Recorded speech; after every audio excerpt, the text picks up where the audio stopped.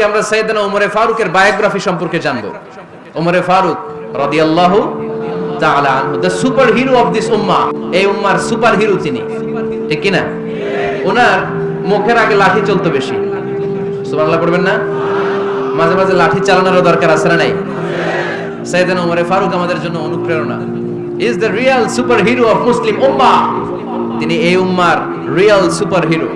এজন্য ওনার জীবনী থেকে আমরা কিছু শিক্ষা নেওয়ার চেষ্টা করব ইনশাআল্লাহ। পড়েন সাইয়েদনা ওমর ফারুক কিভাবে ইসলাম ধর্ম গ্রহণ করলেন, কিভাবে বিশ্বনবীর প্রাণের কলিজার টুকরা হলেন, এটা দিয়ে আমরা শুরু করি। আল্লাহ তাআলা সাইয়েদনা ওমর ফারুকের হৃদয়ের মধ্যে 3টা ধাক্কা মেরেছেন, ঈমানের ধাক্কা। আওয়াজ করে বলতে হবে কয়টা? জোরে বলেন তো কয়টা? 3টা ঈমানি ধাক্কা। এক হচ্ছে বিশ্বনবীর দোয়ার ধাক্কা। এক কি? দোয়ার ধাক্কা। 2 হচ্ছে সূরা হাক্কা দিয়ে দিয়েছেন আল্লাহ এক ধাক্কা। সুবহানাল্লাহ পড়বেন না? 3 হচ্ছে সূরাতুত তাহা দিয়ে আল্লাহ দিয়েছেন আরেকটা ধাক্কা। এই 3টা ঈমানি ধাক্কা যখন সাইয়েদনা ওমর ফারুকের হৃদয়ে লাগলো, উনি পড়তে আরম্ভ করেছেন আশহাদু আল্লা ইলাহা ইল্লাল্লাহ ওয়া আশহাদু আন্না মুহাম্মাদান আবদুহু ওয়া রাসূলুহু। চিল্লায়ে পড়েন আল্লাহু আকবার। বিশ্বনবী মক্কায় বসে বসে তাহাজ্জুদের সালাত পড়ে আল্লাহর কাছে দোয়া করলেন, আল্লাহুম্মা আইজ্জাল ইসলাম বিআহাব্বির রাজুলাইনি ইলাইক। ও আল্লাহ, 2 জন লোকের নাম বলবো, 2 জনের দরকার নেই। এই 2 জনের একজনকে আপনি ইসলামের সুশীতল ছায়া তলে এনে ইসলামকে বিজয় দান করে দেন। মুহূর্তের মধ্যে দোয়াটা কবুল করে নিয়েছে কে? বিশ্বনবী বললেন, আল্লাহ 2 জনের নাম বলবো আজকের দোয়ায়। আবি জাহল ইবনে হিশাম, হয়তো হিশামের বেটা আবু জাহেলকে আপনি ইসলামের ভিতরে নিয়ে আসেন, কিংবা ওমর ইবনুল খাত্তাব, খাত্তাবের বেটা ওমরকে আপনি ইসলামের ছায়া তলে নিয়ে আসেন। ওমর ফারুকের জন্য দোয়াটা কবুল করে নিয়েছে কে? মক্কার যে অবস্থা, আল্লাহর হাবিব সাল্লাল্লাহু আলাইহি ওয়াসাল্লাম বুঝলেন মক্কার এই 2 জনের একজন যদি আমার সাথে না থাকে তাহলে মক্কায় দাওয়াতি কাজ চালিয়ে যাওয়া যাবে। আল্লাহর বললেন, আল্লাহ বেশি চাই না, এই 2 জনের একজন, হয় আবু জাহেল নয় ওমর, হয় আবু জাহেল নয় ওমর। বিশ্বনবী যখন দোয়া করলেন, এই দোয়ার একটা ঈমানি ধাক্কা, নুরানি ধাক্কা সাইয়েদনা ওমর ফারুকের হৃদয়কে স্পর্শ করে ফেলে। দোয়া ইজ লাইক এ মিসাইল। এই যে আমরা দোয়া করি, এটা মিসাইলের মতো। যুদ্ধে মিসাইল হামলা করে না? মিসাইল হামলা করার পরে এই মিসাইল লক্ষ্য বস্তুতে যে ভেদ করে, ঠিক কি না? তেমনি দোয়ার মতো যদি আপনি দোয়া করতে পারেন, আপনি যেই জন্য দোয়া করেছেন ঠিক ওই জায়গায় যে আপনার দোয়া স্পর্শ করে। সুবহানাল্লাহ পড়বেন না? বিশ্বনবীর দোয়ার মাধ্যমে প্রথমে সাইয়েদনা ওমর ফারুকের হৃদয়ে এক ধাক্কা লাগলো। 2 নম্বরে রব্বুল আলামিন সূরাতুল হাক্কা দিয়ে ওমর ফারুকের হৃদয়ের মধ্যে দিলেন এক ধাক্কা। পড়েন আল্লাহু আকবার। কোরআনের ভেতরে সূরাতুল হাক্কা নামে একটা সূরা আছে না নাই? আল হাক্কাতু মাল হাক্কা ওয়া মা আদরাকা মাল হাক্কা। পড়েন আল্লাহু আকবার। বিশ্বনবী যখন দোয়া করলেন, ওই দোয়া যখন সাইয়েদনা ওমর ফারুকের হৃদয়ে স্পর্শ করলো, সাইয়েদনা ওমর ফারুক সব সময় বিশ্বনবীর ফলো করতে আরম্ভ করলেন। বিশ্বনবী ডানে গেলে লুকিয়ে লুকিয়ে ওমর ফারুক ডানে যায়, বিশ্বনবী বায়ে গেলে লুকিয়ে লুকিয়ে ওমর ফারুক বায়ে যায়। বিশ্বনবী একবার মসজিদুল হারামে যে নামাজ পড়তে শুরু করলেন, ওমর ফারুক তখন বিশ্বনবীর পিছু পিছু ছদ্মবেশে পেছন থেকে যে বিশ্বনবী কিভাবে নামাজ পড়ে দেখতে শুরু করলেন। বিশ্বনবী ইন দা মিন টাইম এশার নামাজে আল হাক্কাতু মাল হাক্কা তেলাওয়াত শুরু করে দিলেন। আল হাক্কাতু মাল হাক্কা তেলাওয়াত শুরু করে দিলেন। তেলাওয়াত করতে করতে বিশ্বনবী যখন তেলাওয়াত করতেছে, ওমর ফারুক এরকম তুলতেছে আর মজা পাচ্ছে। ওমিয়া বিশ্বনবীর কণ্ঠ বুঝি আমার মতো কণ্ঠ, আপনার মতো কণ্ঠ, আহমদ বিন ইউসুফের কণ্ঠ, আব্দুল বাসিতের কণ্ঠ না? বিশ্বনবীর গলায় যে কি সুরের ঝংকার আল্লাহ দিয়েছেন, কি সুরের লহরী আল্লাহ দিয়েছে, একবার যে শুনতো পাগল হয়ে যেত। আল্লাহু আকবার। বিশ্বনবী সূরা হাক্কা মন্ত্রমুগ্ধ তেলাওয়াতে, মন্ত্রমুগ্ধ সুর দিয়ে, মন্ত্রমুগ্ধ কণ্ঠ দিয়ে তেলাওয়াত করতে লাগলেন। এশার সালাতে ওমর ফারুক তুলতে লাগলেন। ওমর ফারুক যত শুনেন অবাক হয়ে যায়, যত শুনেন অবাক হয়ে যায়, যতই শুনে অবাক। কিরে? কারণ তিনি আরবি ভাষা বুঝতেন। এত সুন্দর শব্দের গাঁথনি, এত প্রাঞ্জল বর্ণনা, এত সুন্দর অন্তমিল, এটা কবিতা না হয়ে পারে না। উনি মনে মনে ভাবলেন, এটা মনে হয় কবিতা। It might be poem, it could be poem. Muhammad মনে হয় কবি হয়ে গেছে, তার কাব্য প্রতিভা দিয়ে সে এটা বানিয়েছে। তা না হলে এত সুন্দর কথা, এটা কবিতা না হয়ে পারে। ইন দ্য মিন টাইম বিশ্বনবী কিন্তু দেখতেছে না যে পেছনে ওমর। বিশ্বনবী তেলাওয়াত করছিলেন। ইন দ্য মিন টাইম বিশ্বনবী পড়ছিলেন, ওমা হুয়া বিকাউলি শাইরিন কলিলাম মা তুমিনুন। এই আয়াতের অর্থ হলো এটা কোনো কবির কথা নয়, খুব অল্প সংখ্যক লোকই তোমরা ঈমান আনো। সুবহানাল্লাহ পড়ে। এটাকে বলে কোইন্সিডেন্ট। কোইন্সিডেন্ট হুট করে অনেক সময় মিলে যায়, একই যায় না। আপনি একজনের কথা ভাবতেছেন বাজারে গেলেন, বাজারে যেই দেখেন ওই লোকটা দাঁড়ায় আছে, এরকম হয় কি হয় না? কোইন্সিডেন্ট। ওমর ফারুক মনে মনে যেটা ভাবতেছে ওই কথা দিয়ে বিশ্বনবী তেলাওয়াত করতেছে, আল্লাহু আকবার। বিশ্বনবী যে আয়াত তেলাওয়াত করছিলেন, আয়াতের অর্থ হলো এটা কোনো কবির বানানো কবিতা না, খুব অল্প সংখ্যক লোকই তোমরা ঈমান আনো। ওমর ফারুক আটকে উঠলেন, থমকে দাঁড়ালেন। ঘটনা কি? আমি মনে মনে ভাবলাম কি এত সুন্দর কথা, এটা তো মানুষের কথা হতে পারে না, এটা নিশ্চয়ই কবিতা, কবির কথা। কিন্তু মুহাম্মদ এখন আবার পড়তেছে ওমা হুয়া বিকাউলি শায়ের, এটা কোনো শায়েরের কবির কথা নয়। কলিলাম মা তুমিনুন, অল্পই তোমরা ঈমান আনো। তার মানে আমার মনে যা চলে মুহাম্মদ এটা টের পায়। মুহাম্মদ গণক, নাউজুবিল্লাহ পড়বেন না? মুহাম্মদ অনেক বড় মাপের একজন গণক। মানুষের হৃদয়ে কি চলে, মনে মনে কি ভাবে, মুহাম্মদ না দেখেও বলে দিতে পারে। ইন দা মিন টাইম বিশ্বনবী পরের আয়াতে বললেন ওয়ালা বিকাউলি কাহিনিন কলিলাম মা তাযাক্কারুন। এই আয়াতের অর্থ হলো এটা কোনো গণকের বানানো গণনা নয়, খুব অল্প সংখ্যক লোকই তোমরা উপদেশ হিসেবে এটাকে মানো। সুবহানাল্লাহ পড়ে। এবার আর ওমর ফারুকের সহ্য হয় না, কি আজীব তামাশা। প্রথমে মনে করলাম কবিতা, মুহাম্মদ কয় কবি না, সে কবি না, এটা কবিতা না। তারপরে ভাবলাম সে গণক, সে আয়াত পরে পরে বলে দিল এটা গণনা নয়। তাহলে এটা কি? এটা কি কবিতাও না, গণনাও না, তাহলে এটা কি? বিশ্বনবী তখন বললেন তানজিলুম মির রাব্বিল আলামিন। সুবহানাল্লাহ পড়েন। পরের আয়াত ছিল তানজিলুম মির রাব্বিল আলামিন। এটা দুনিয়ার কোনো কবির বানানো কবিতা না, এটা কোনো গণকের গণনা না, এটা কোনো সাহিত্যিকের বানানো সাহিত্য নয়, এটা মহাবিশ্বের পরিচালক রব্বুল আলামিনের কাছ থেকে পাঠানো কিতাব কোরআন। সূরা হাক্কার ধাক্কায় ওমর ফারুক গাইত। প্রথমে ধাক্কাটা লাগলো যে দোয়া। বিষ্ণুবী তাহাজ্জুদে কেঁদে দোয়া করলেন, আল্লাহ হয় আবু জাহেলের দিবা নাইলে ওমরের দিবা। ওই দোয়া ওমর ফারুকের হৃদয়ে ছোঁয়া লেগেছে। এরপর হাক্কা, সূরাতুল হাক্কা দিয়ে দিলে এক ধাক্কা। এই ধাক্কা খেয়ে উথাল পাথাল হৃদয়ের মধ্যে, হায় রে এ কি বাণী, এ কেমন কথা, কে মুহাম্মদ? তারপরে শয়তানের ওয়াসওয়াসা আছে না নাই? আল্লাহ বলে যতই ওয়াসওয়াসা ওমরকে দেয়া হোক, আমি ওমরে ফারুককে মুসলিম উম্মতের সেনাপতি বানিয়ে ছাড়বো, আমি সেনাপতি বানাবো। এবার 3 নাম্বার ডোজ। ডাক্তারের কাছে গেলে প্রথমে দেখবেন সিম্পল ডোজ দেয়, নরমাল ওষুধ। এটাতে কাজ না হলে ডোজ বাড়ায়, একেবারে কাজ না হলে অ্যান্টিবায়োটিক মারে, আছে না নাই? আল্লাহ প্রথমে দোয়ার ছোঁয়া লাগালেন, তারপর সূরা হাক্কা দিয়ে ধাক্কা মারলেন। এরপরে রব্বুল আলামিন বলেন এবার 3 নাম্বার ডোজ সূরা তাহা দিয়ে আমি তোমার হৃদয়টারে উজালা বানায় দেব রে ওমর। শয়তান দিক দিয়ে ওয়াসওয়াসা, খেলা দুই দিক থেকে চলতেছে। আল্লাহ তাআলা হেদায়েতের রাস্তায় টানছে, শয়তান জাহান্নামের দিকে টানছে। ঘোষণা দেয়া হলো মক্কায়, মুহাম্মদের মাথা কেটে এনে দিলে এত এত স্বর্ণ মুদ্রা দেয়া হবে। ওমরে ফারুক রাজি হয়ে গেলেন, নাঙ্গা তলোয়ার নিয়ে বিশ্বনবীর মাথা কাটার জন্য ছুটলেন। নাউজুবিল্লাহ পড়বেন না? বনু জাহরা গোত্রের এক লোক বলে আইনা ইয়া ওমর, কই যাও? মুহাম্মদের মাথা কাটতে যাই। আরে মুহাম্মদের মাথা কাটতে যাও? তোমার বোন ফাতিমা বিনতে খাত্তাব আর তোমার বোন জামাই সাঈদ কদ সাবা, এরা তো ধর্ম ত্যাগ করে ফেলছে। এটা তো আমাদের ধর্ম ত্যাগ করে মুহাম্মদের ফলোয়ার হয়ে গেছে। আগে ওমর ঘর সামলাও, পরে মুহাম্মদের মাথা কাটতে চেও। ওমরে ফারুক অবাক হয়ে গেলেন, তলোয়ার নিয়ে বিশ্বনবীর দিকে না যেয়ে নিজের বাড়ির দিকে চলে গেলেন। বিশ্বনবীর আপন বোন ফাতিমা বিনতে খাত্তাব, বোন জামাই সাঈদ আর খাব্বাব রাদিয়াল্লাহু তাআলা আনহু তিনজন মিলে সূরা তাহা তেলাওয়াত করছিলেন। পড়েন সুবহানাল্লাহ। মক্কায় লুকিয়ে লুকিয়ে দাওয়াত হতো।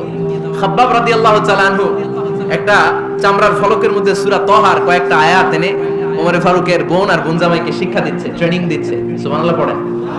লুকিয়ে লুকিয়ে ওমর ফারুক যখন ঘরে চলে আসলেন, এরা তটস্থ হয়ে গেল।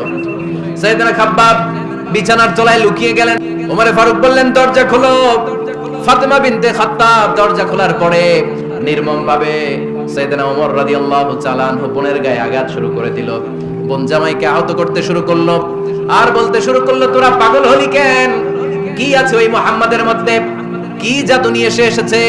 সে যাই বলে লোকজন পাগল হয়ে যায়, সবাই তার উপর কালিমা পড়ে ঈমান এনে ফেলে। কি এমন জিনিস তোদের কাছে আছে যেটা দেখে মুহাম্মদকে তোরা ভালোবাসলি? কি আছে? কি পড়তেছিলি আমারে দেখা। ফাতেমা বলে ইন্নাকা রিজসুন লা ইয়ামাসসুহু ইল্লাল মুতাহহারুন। ও আমার ভাই ওমর, তুমি নাপাক। তুমি কি? লা ইয়ামাসসুহু ইল্লাল মুতাহহারুন, পবিত্রতা অর্জন না করে এই কোরআন ধরা যায় না। সুবহানাল্লাহ। ওমরে ফারুক গোসল করে আসলেন, কারণ ধাক্কা তো আগে কয়েকটা খাইছে, কথা বুঝেন নাই বোধহয়। প্রথমে দোয়ার ধাক্কা, পরে কোন সূরা দিয়ে ধাক্কা, ধাক্কা দিয়ে ধাক্কা, 3 নম্বরে এখন আরেকটা ধাক্কা খাবে। গোসল করে আসলেন। উমর বিনতে খাত্তাব বললেন, গোসল যখন করে এসেছেন এই নেন। ফারুক এবার চামড়ার কাপড়ের মধ্যে সূরা তাহার প্রথম আয়াতের দিকে নজর করলেন, নজর করেই কোরআনের প্রেমে পড়ে গেলেন। পড়েন সুবহানাল্লাহ। ওমর ফারুক পড়তে আরম্ভ করলেন, তাহা মা আনজালনা আলাইকাল কুরআনা লিতাশকা ইল্লা তাযকিরাতাল লিমান ইয়াখশা তানজিলাম মিম্মান খালাকাল আরদা ওয়াস সামাওয়াতিল উলা। সুবহানাল্লাহ পড়েন। উনি পড়তে আরম্ভ করলেন, তাহা মা আনজালনা আলাইকাল কুরআনা লিতাশকা, এই কোরআনকে আমি তোমাদের হতভাগ্য জাতি হিসেবে দুনিয়ায় থাকার জন্য পাঠাই নাই। এটা রব্বুল আলামিনের পক্ষ থেকে এসেছে, যারা রবকে ভয় করে তাদের জন্য আছে উপদেশ। যিনি আকাশ বানিয়েছেন, জমিন বানিয়েছেন, ওই আল্লাহ তাআলা নিজেই এই কোরআন পাঠিয়েছে। আওয়াজ করে পড়তে হবে, আল্লাহু আকবার। উনি খুব ভালো আরবি জানতেন। সূরা তাহা পড়ার পরে আর ধৈর্য ধারণ করতে পারে না। ওমর ফারুক ছোট্ট বাচ্চার মতো কান্না শুরু করে দিলেন, আল্লাহু আকবার। সূরা তাহাটা হাতে নিয়ে, তলোয়ারটা হাতে নিয়ে বিশ্বনবীর দিকে ছুটতে আরম্ভ করলেন। আইনা মুহাম্মদ, কোথায় মুহাম্মদ? তোমরা আমাকে মুহাম্মাদের কাছে নিয়ে চলো। বিশ্বনবী তখন সাফা পাহাড়ের পাদদেশে দারুল আরকাম ইবনে আলকামের ঘরে লুকিয়ে লুকিয়ে কোরআনের দাওয়াত দিতেন। ওমর ফারুককে পাগলের মতো ছুটে আসতে দেখে বিশ্বনবীর চাচা হামজা ইবনে আব্দুল মুত্তালিব বলল, নবী আপনি পালান, ওই যে খাত্তাবের বেটা ওমর আপনাকে অপমান করার জন্য, আক্রমণ করার জন্য তেড়ে এসেছে। সাহাবীরা বললেন, নবী আপনি পালিয়ে যান, আমরা সামাল দেব। বিশ্বনবী বললেন, না আমি পালাবো না, বরং তোমরা সরে যাও। ওমর ইবনে আল খাত্তাবকে আমার দরবার পর্যন্ত আসতে দাও। আমার তো মনে হচ্ছে ওই যে তাহাজ্জুদের নামাজ শেষে চোখের পানি ছেড়ে যে আমি আল্লাহর কাছে দোয়া করেছি, আজকে আমার ওই দোয়াটা কবুল হতে শুরু করেছে। আমার তো মনে হচ্ছে আমার দোয়া কবুল হবে, আসতে দাও। ওমর ফারুক এসে বললেন, আশহাদু আল্লা ইলাহা ইল্লাল্লাহ ওয়া আশহাদু আন্না মুহাম্মাদান আবদুহু ওয়া রাসূলুহু, আমি সাক্ষ্য দিলাম আল্লাহ ছাড়া কোনো ইলাহ নাই, নিশ্চয়ই আপনি আল্লাহর প্রেরিত বান্দা এবং রাসূল। পড়েন সুবহানাল্লাহ। ওমর ফারুক যখন কালিমা শাহাদা পড়ে মুসলমান হয়ে বিশ্বনবীর হাতে হাত রাখলেন, মুসলিম সাহাবীদের মধ্যে খুশি আর আনন্দের বন্যা বয়ে গেল। মুসলিম হাতে গোনা সাহাবারা আল্লাহর প্রশংসা করলেন। বিশ্বনবী সাইয়েদনা ওমর ফারুককে জড়িয়ে ধরলেন। ওমর ফারুক আবার বিশ্বনবীরে বললেন, নবী গো, আলাসনা আলাল হক, আমরা কি সত্যের উপরে আছি নাকি আমরা ভুলের উপরে আছি? বিশ্বনবী বললেন, বালা নাহনু আলাল হক, আমরা এই সত্যের উপরে আছি। সুবহানাল্লাহ পড়েন। আলাসনা আলাল হক, নবী আমরা কি সত্যের উপরে নাই? হ্যাঁ অবশ্যই ওমর তুমি সত্যের উপরে আছো। ওমর ফারুক বললেন, তাহলে ফাফিমাল ইখতিফা, তাহলে লুকায় লুকায় আর দাওয়াত দেব কেন? আমি তো কালিমা পড়ে ফেলছি, আসেন আমার সাথে বের হই। ফাফিমাল ইখতিফা, আর লুকায় লুকায় কেন? আসেন আমরা বাইরে বের হই। বিশ্বনবী বললেন, ওমর এটা মাক্কি জীবন, এখানে আমরা একটু গোপনে গোপনে দাওয়াত দিতে চাই। ওমর ফারুক বলে, না, আমার দায়িত্ব, আমি একটা মিছিল দিতে চাই নবী। আল্লাহর নামের তাকবীর দিতে দিতে দারুল আরকাম থেকে শুরু করে মসজিদুল হারাম পর্যন্ত একটা মিছিল দিয়ে আমি মক্কা কাঁপায়া দেব। অনুমতি দেন। বিশ্বনবী দিতে চায় না। ওমর ফারুক অনেক বুঝানোর পরে স্বল্প পরিসরের একটা অনুমোদন পাওয়া গেল বিশ্বনবী সাল্লাল্লাহু আলাইহি ওয়াসাল্লামের কাছ থেকে। কিন্তু মিছিল যে দিবে, মিছিলের জন্য লোকের দরকার আছে না নাই? এখানে লোক নাই, আমি একাই মিছিল দিতেছি। এটা জমবে, মিছিল জমবে। খুঁজে উনি 11 জন মুসলিম সাহাবা পেলেন। কয়জন? ওমর ফারুক বললেন, 11 জনই সই। এই 11 জন নিয়ে আমি আল্লাহর নামের তাকবীর দিব। 2 লাইন করলেন। কয় লাইন? 2 লাইন। পেছনে 6 জন, আর এই লাইনের নেতা বানালেন বিশ্বনবীর চাচা হামজাকে রাদিয়াল্লাহু তাআলা আনহু। আর সামনে 5 জন, তার আগে দাঁড়ালেন উনি নিজেই। তাহলে 6 6 12। বললেন এই 2 লাইনই আমরা তাকবীর দিতে দিতে, বেশি না, এই দারুল আরকামের ঘর থেকে, আপনারা জানেন যে সাফা মারওয়া এখন যে সাই হয়, এই সাফার পাদদেশে ছিল দারুল আরকামের ঘর। উনি বললেন এখান থেকে ওই যে কাবার গিলাফ দেখা যায়, কাবার গিলাফ পর্যন্ত আমরা এই তাকবীর নিয়ে ওখানে যাব। সুবহানাল্লাহ পড়বেন না? ওখানে উনি দাঁড়িয়ে ছোট্ট একটা ভাষণ দিয়েছিলেন। উনি বলেছিলেন, মান আরাদা আন তাসকুলা উম্মু ওয়া ইয়াতামা ওয়ালাদু ওয়া তারমিলা যাওজাতুহু ফালিয়াসুদ্দানি। খেয়াল করে শুনেন, কান দুইটা খরগোশের কানের মতো খাড়া করেন। উনি এক বাক্যের একটা ভাষণ দিলেন। ভাষণ দিতে জানলে বড় ভাষণ দেয়া লাগে না। এক বাক্যের ভাষণ দিয়ে গোটা বিশ্বকে ঝাঁকুনি মারা যায়। চিল্লায় বলো ঠিক কিনা? ওমরে ফারুক এক বাক্যের একটা ছোট্ট ভাষণ দিলেন, মান আরাদ আন তাসকুলা উম্মু, কে আছো মায়ের এই মক্কায়, কে আছো মায়ের বুক খালি করতে চাও? ইয়া আচামা ওয়ালাদু, কে আছো বাচ্চাগুলারে নিজের সন্তানগুলারে ইয়াতিম বানাতে চাও? কে আছো তারমিলা সাউজাতুহু, নিজের স্ত্রীকে বিধবা বানাতে চাও? ফালিয়া সুদ্দানি, বুকের পাটা থাকলে আমি ওমর রে থামাও। ফালিয়া সুদ্দানি, দেখি মক্কায় কার এত বড় বুকের পাটা, কে আছো মায়ের বুক খালি করতে চাও, সন্তান রে এতিম বানাতে চাও, স্ত্রীকে বিধবা বানাতে চাও? ফালিয়া সুদ্দানি, পারলে আমারে ঠেকাও। এই বলে উনি আল্লাহু আকবার, আল্লাহু আকবার, আল্লাহু আকবার বলে স্লোগান শুরু করে দিলেন। এক এক স্লোগানে মক্কার মরুজমিন থারথার করে কাঁপতে আরম্ভ করল। এই মিছিল মক্কার কেউ দেয় না। মিছিলের আওয়াজ শুনে আবু জাহেল বেরিস, উতবা বেরিস, শাইবা, ওয়ালিদ ইবনে মুগিরা সব বের হইছে। কিরে আমার এলাকায় এত বড় স্লোগান, কার এত সাহস? বের হয়ে দেখে মিছিলের সামনে ওমর। ওমর রে দেখে দিছে এক দৌড়, কারণ ওমরে ফারুককে থামানোর মতো বাপের বেটা মক্কায় দ্বিতীয়টা কেউ ছিল না। আওয়াজ করে বলে ঠিক কিনা? ওমরে ফারুক আল্লাহু আকবার, আল্লাহু আকবার বলে স্লোগান দিতে দিতে মসজিদুল হারামের ভিতরে ঢুকে গেল। কাবার গিলাফ ধরার পরে সেদিন মিছিল থেমেছে ওই আল্লাহর নামের স্লোগান। সেদিন কেউ থামাতে পারে নাই, কিয়ামত পর্যন্ত কেউ থামাতে পারবে না। চিল্লায় বলো ঠিক কিনা?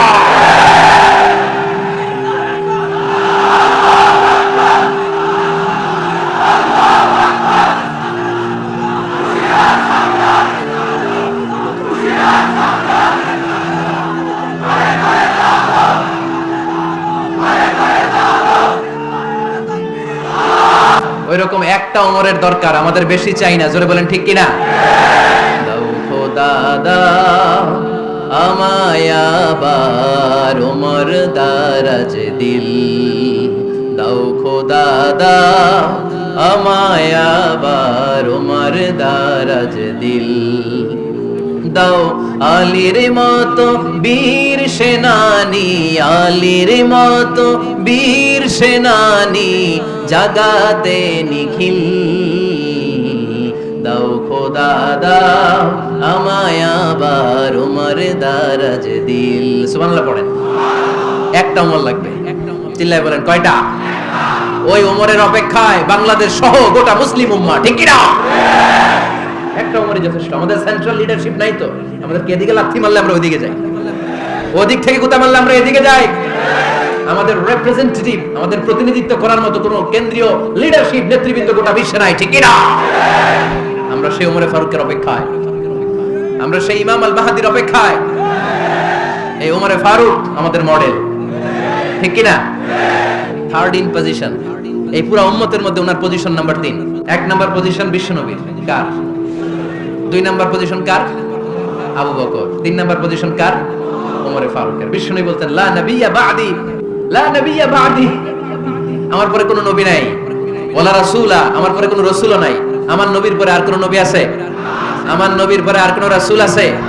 এই যে কাদিয়ানি যে একটা সম্প্রদায় আছে, এরা কি মুসলিম নাকি অমুসলিম? মুসলিম সম্প্রদায়ের সাথে এদের কোনো সম্পর্ক নাই। চিল্লা বলেন ঠিক কি না? এরা যদি মুসলমান হতে চায়, আমার নবী দ্য লাস্ট মেসেঞ্জার বিশ্বনবীকে খাতামুন নবী হিসেবে সংবাদ সম্মেলন করে গোটা বিশ্বকে জানাই দিতে হবে, তারপরে তাদেরকে আমরা মুসলিম হিসেবে স্বীকৃতি দিব। চিল্লায় বলেন ঠিক কি না? তা না হলে তারা কোন ধর্মের এটাকে জানাই দিতে হবে। No inferiority complex, no identity crisis. Identity ক্রাইসিসে থাকা যাবে না। আপনারা কোন ধর্মের এটা জানাই দেন। আপনারা বিশ্বনবীরও শেষ নবী মানবেন না, আবার মুসলিম বলেও নিজেদেরকে ট্যাগ লাগাতে চাইবেন। সাধারণ মুসলমানরা এটা এই ধোঁকাবাজি মানে না। চিল্লায় বলেন ঠিক কি না? আমার নবীর পরে কোনো নবী নাই, আমার রাসূলের পরে কোনো রাসূল নাই, ঠিক কি না? আল্লাহর হাবিব বলতেন লাউ কানা বা'দি নাবিয়্যুন লাকানা উমর, তবে আমার পরে যদি নবী হওয়ার যোগ্যতা কারো থাকে, আমার উমরের ওই যোগ্যতা আছে। সুবহানাল্লাহ পড়েন। প্রভু তুমি বলেছো রাসূল দেবে না, বলনি দেবে না উমর, বলনি দেবে না হামজা তারি, খালিদ বিজয় সমর। প্রভু তুমি বলেছো রাসূল দেবে না, বলনি দেবে না উমর, বলনি দেবে না হামজা তারি, খালিদ বিজয় সমর। প্রভু তুমি বলেছো রাসূল দেবে না। সুবহানাল্লাহ পড়েন। এজন্য আমরা একটা ওমর চাই। কয়টা? বেশি লাগবে? নেতার মতো নেতা কয়টা লাগে? জোরে বলেন কয়টা? Enough, that's enough. Omar Farooq, our super hero. ওনার সাথে বিশ্বনবী সাল্লাল্লাহু আলাইহি ওয়াসাল্লামের মুসাহারার সম্পর্ক ছিল। ওমরে ফারুক যে বিশ্বনবীর শ্বশুর এটা অনেকে জানেই না। ওমরে ফারুক রাদিয়াল্লাহু তাআলা আনহু বিশ্বনবীর শ্বশুর ছিলেন, এটা আজকে নতুন শুনছেন। কে কে হাত তোলেন? দেখছেন হুজুর? সঠিক বলছি না আমি? অনেকে আমরা জানি না। মাশাআল্লাহ, জানতে লজ্জা নাই, শিখতে লজ্জা নাই। লজ্জা হচ্ছে অজ্ঞতায় আর মূর্খতায়, ঠিক কি না? আমরা শিখতে রাজি আছি। যে কথা বলে আমরা তার ছাত্র। আমার আগে হুজুর কথা বলতেছিলেন, আমরা ছিলাম ছাত্র। এখন আমি কথা বলতেছি, এখন আমরা সবাই হয়ে গেছি ছাত্র, ঠিক কি না? যিনি বলেন তিনি শিক্ষক, বাকিরা আমরা ছাত্র, ঠিক কি না? চার খলিফার দুই খলিফা, ইসলামের চার খলিফার দুই খলিফা বিশ্বনবীর মেয়ের জামাই, আর বাকি দুই খলিফা বিশ্বনবীর শ্বশুর। সুবহানাল্লাহ পড়েন। সাইয়েদনা আলী রাদিয়াল্লাহু তাআলা আনহু, সাইয়েদনা উসমান যুন-নূরাইন বিশ্বনবীর মেয়ের জামাই। উসমান রাদিয়াল্লাহু তাআলা আনহুর কাছে বিশ্বনবী দুই মেয়েকে বিয়ে দিয়েছিলেন। একজন মারা যাওয়ার পরে আরেকজন। বিশ্বনবী বলেছেন এরপরে আরেকটা থাকলে ওইটারও বিয়ে দিতাম। সুবহানাল্লাহ পড়বেন না? দুইজন ছিল মেয়ের জামাই আর দুইজন ছিল শ্বশুর। সাইয়েদনা আবু বকর শ্বশুর, বিশ্বনবীর স্ত্রী আম্মা জান আয়েশা রাদিয়াল্লাহু তাআলা আনহার বাবা। বিশ্বনবীর স্ত্রী আম্মা জান হাফসা রাদিয়াল্লাহু তাআলা আনহার বাবা ছিল সাইয়েদনা ওমর ফারুক। চিল্লায়ে পড়েন আল্লাহু আকবার। জানো তো না পজিশন না? সাইয়্যিদু কুহুলিল জান্নাহ। জান্নাতে যত নারীরা যাবে, নারীদের সর্দারিনী হবে সাইয়্যিদাতুনা ফাতেমা রাদিয়াল্লাহু তাআলা আনহা। এই ফরিদপুরের যত ইয়াং স্টাররা তোমরা যারা জান্নাতে যাবে, তোমাদের লিডার হবে সাইয়েদনা হাসান আর হুসাইন রাদিয়াল্লাহু তাআলা আনহুমা। আর বয়স্ক মুরব্বীরা যারা জান্নাতে ঢুকবেন, আপনাদের লিডার হবে সাইয়েদনা আবু বকর আর সাইয়েদনা ওমর ফারুক রাদিয়াল্লাহু তাআলা। সুবহানাল্লাহ পড়তে পারলেন না? ওমর ফারুক এটা সাধারণ কোনো ক্যারেক্টারিস্টিক্স নয়। ওনাকে আল্লাহ তাআলা নলেজও দিয়েছেন, আবার দিনদারিও দিয়েছেন। আমার দিনী ভাইয়েরা খেয়াল রাখবেন, কোন আলেমের মধ্যে বা কোন নেতার মধ্যে যদি এই দুইটার সমন্বয় আপনি পান, যে তার জ্ঞানও আছে আবার দিনদারিও আছে, he belongs the knowledge and he belongs the তাকওয়া, সে গোটা বিশ্বকে জয় করে ফেলবে, ঠিক কি না? যার মধ্যে জ্ঞান আছে, যার মধ্যে তাকওয়া আছে, তারে কেউ থামায় রাখতে পারে? ওমর ফারুককে এই দুই নেয়ামত দিয়ে ধন্য করেছে কে? সহিহ বুখারীর বর্ণনা, বিশ্বনবী সাহাবীদের সামনে একটা স্বপ্নের কথা বলছেন। বিশ্বনবী বললেন, আমি স্বপ্নে দেখলাম আমার আঙ্গুলের ফাঁকা থেকে দুধ বের হচ্ছে। আমি তৃপ্তি সহকারে দুধ খেলাম। খাওয়ার পরে দেখলাম আঙ্গুলের মধ্যে একটু দুধ লেগে আছে।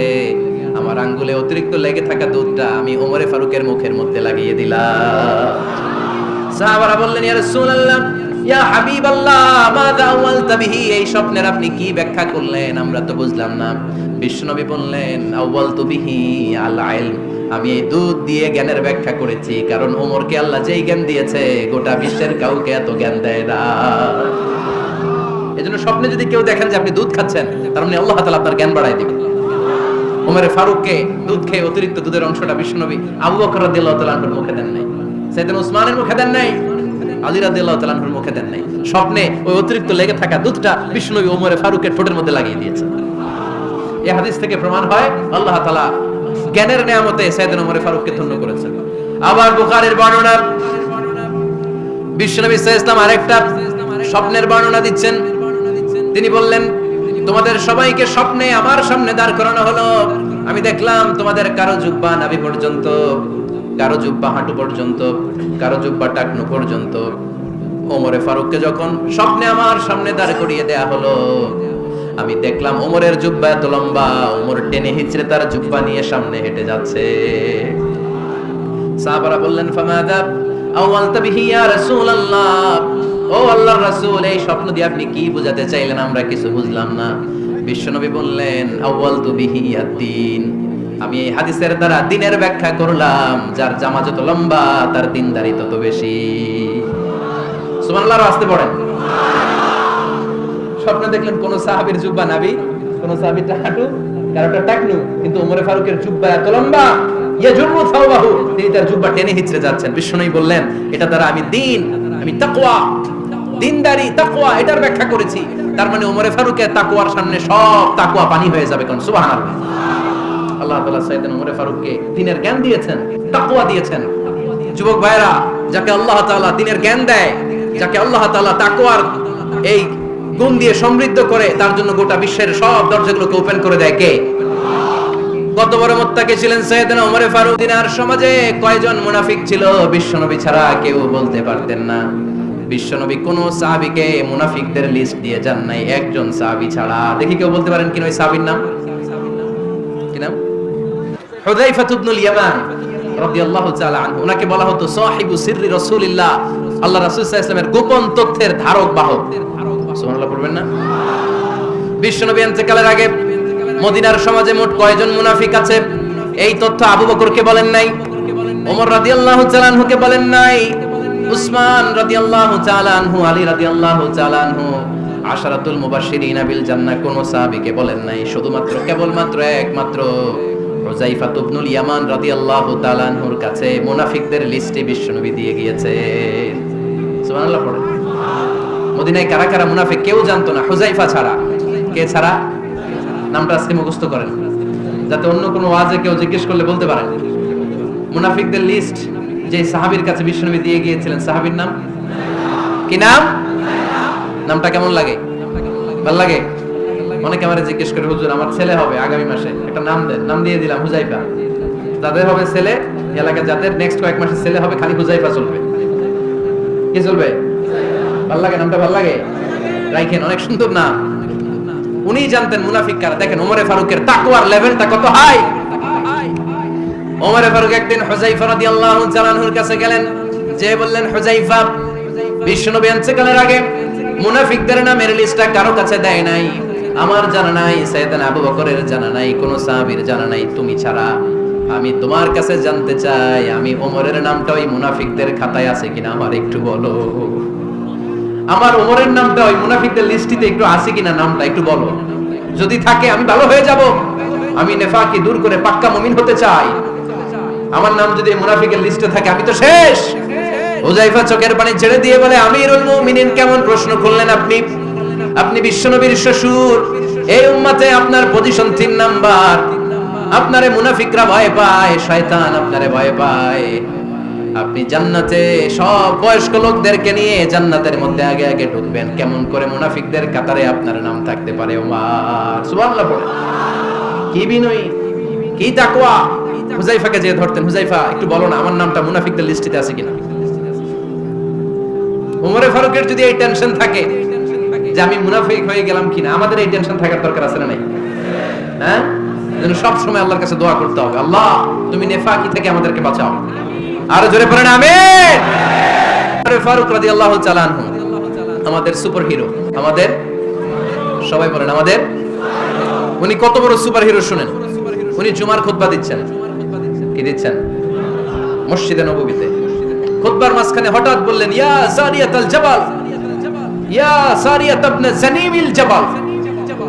এই কথা বলেই আবার খুতবা দিতে শুরু করলেন। ওনার এই ইয়া সারিয়াত ইবনে জানিমিল জাবালের সাথে আগের কথারও কোনো মিল নাই, পরের কথারও কোনো মিল নাই। জুমার নামাজের পর মুসল্লি সাহাবারা ধরলেন, বললেন, ইয়া আমিরাল মুমিনিন। খুতবার মাঝখানে হঠাৎ করে ইয়া সারিয়াত ইবনে জালিমিল জাবাল বলে আপনি চিৎকার করলেন কেন? আপনার এই বাক্যের সাথে আপনার খুতবার আগের বাক্যের কোনো মিল নাই, আপনার খুতবার পরের বাক্যের কোনো মিল নাই। এই কথা আপনি কারে বললেন, কারে উদ্দেশ্য করে বললেন? এই কথার তাৎপর্য কি আমাদেরকে বুঝিয়ে বলে। ওমরে ফারুক বললেন, আমি যখন খুতবা দিচ্ছি আমি দেখতে পেলাম ওই যে কয়েক মাস আগে আমি আমার মুসলিম সেনাবাহিনী পারস্যে আক্রমণের জন্য পাঠিয়েছি, বর্তমান ইরান। ইরানের ওই বিশাল এলাকাতে পারস্যে আমি আমার ব্যাটালিয়ন পাঠিয়েছি। আমি হঠাৎ করে দেখতে পেলাম আমার মুসলিম বাহিনীর সেনাপতি যুদ্ধের এক পর্যায়ে তার ডানে আছে উপত্যকা, বায়ে আছে পাহাড়। সে পাহাড়ি রাস্তা ছেড়ে দিয়ে উপত্যকার দিকে যেতে শুরু করেছে।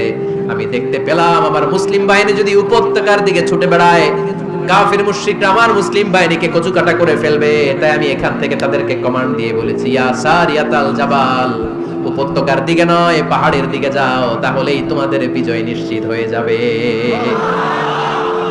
উপত্যকার দিকে যেও না, ইলাল জাবাল, ইলা সারিয়াতিল জাবাল, পাহাড়ের দিকে ছোট। সাহাবারা অবাক। ঘটনা কি? উনি বসে আছেন মদিনায় মসজিদে নববীর মিম্বারে দাঁড়িয়ে। উনি যদি ইয়া সারিয়াতাল জাবাল বলে, এটা কি ইরানে যাবে নাকি? ও মিয়া, তখনকার সময়ে বর্তমানের মতো মোবাইল ছিল নাকি? ইন্টারনেট ছিল নাকি? কিছু ছিল? খালি মুখে আমি যদি বলি ইয়া সারিয়াতাল জাবাল, এটা ইরানে যাবে, ইন্ডিয়া যাবে, ঢাকায় তো যাবে, ফরিদপুর শহরেই তো বসবে না, ঠিক কিনা? কিন্তু এটা আমিরুল মুমিনিন বিশ্বাসী সাহাবারা বিশ্বাস করে নিল। কিছু মুনাফিক ছিল, এরা কয় না ঝামেলাস, এটা তো সম্ভব না। এক কাজ করি, এই সেনাপতি যখন বিজয়ী বেশে মদিনায় ফিরে আসবে আর আমরা ধরবো। এরা দিন গুনতে লাগলো, এই সেনাপতি মুসলিম বাহিনী নিয়ে পারস্য জয় করে কবে ফিরে আসবে। এই মুনাফিকের দলগুলো কখনো সেনাবাহিনীকে অভ্যর্থনা জানাতে যেত না, কিন্তু এইবার সবার আগে মদিনার উপকণ্ঠে যে সেনাপতিদেরকে অভ্যর্থনা জানানোর জন্য ফুল নিয়ে রেডি। ফুল নিয়ে দাঁড়ায় সেনাপতি ঢুকার সাথে সাথে ধরছে, এই সেনাপতি কোত্থেকে আসছে? কয় পারস্য জয় করে আসছি। কয় এমন এমন দিন, জুমার দিন দুপুর বেলা যুদ্ধের মাঝখানে আমিরুল মুমিনিনের কণ্ঠে কোন কথাবার্তা শুনছো নাকি? সেনাপতি অবাক, কয় তোমরা জানলা কেমনে? শুনছি তো।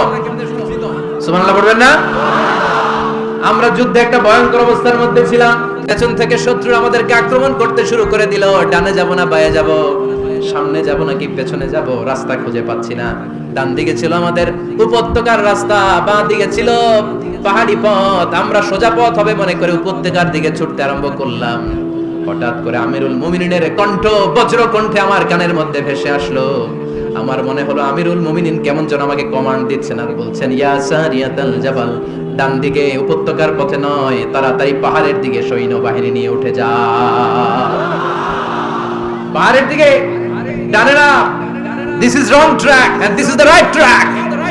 ওই দিন যদি ওমরে ফারুকের ওই গাইডলাইন, আমিরুল মুমিনিনের কমান্ড যদি আমি না শুনতাম, আজকে বিজয়ের বেশে ফিরতেও পারতাম না, আমাদের চেহারাও তোমরা দেখতে পেতে না।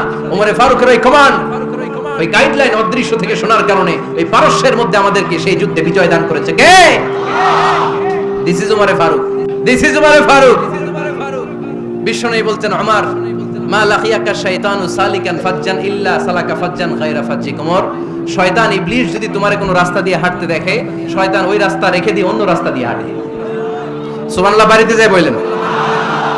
কে বলতেছে? বিশ্বনবী। কার ব্যাপারে?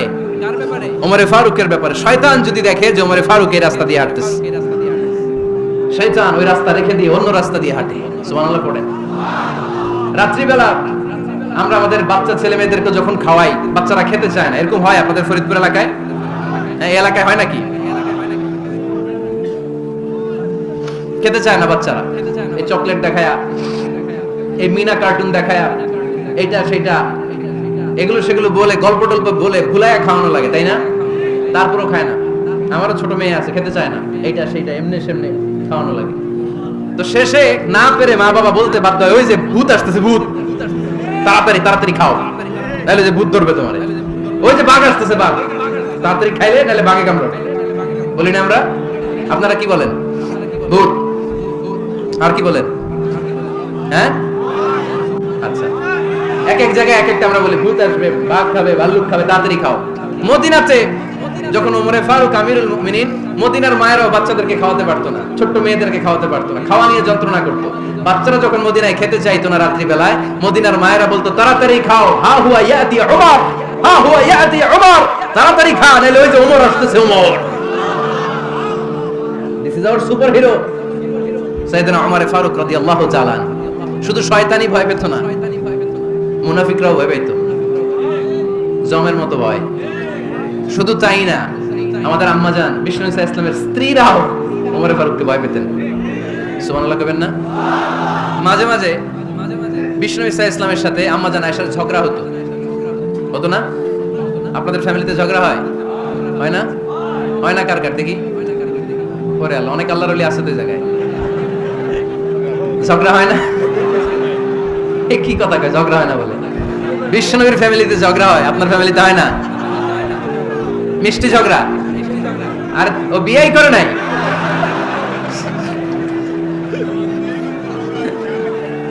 ঝগড়া তো হবেই, দাম্পত্য জীবনের মজাটাই তো এখানে।